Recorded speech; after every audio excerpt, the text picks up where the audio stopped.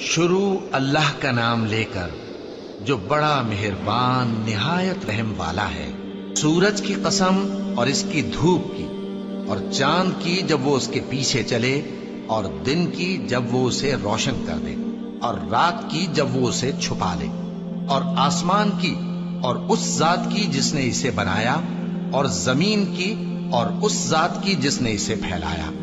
اور نفس انسانی کی اور اس کی جس نے اسے درست کر کے بنایا، پھر اس کو بدکاری سے بچنے اور پرہیزگار بننے کی سمجھ دی کہ جس نے اپنے نفس کو پاک رکھا وہ مراد کو پہنچا،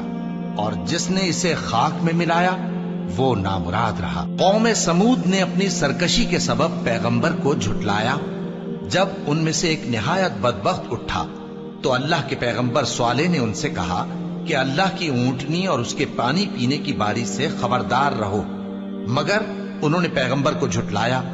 پھر اونٹنی کو مار ڈالا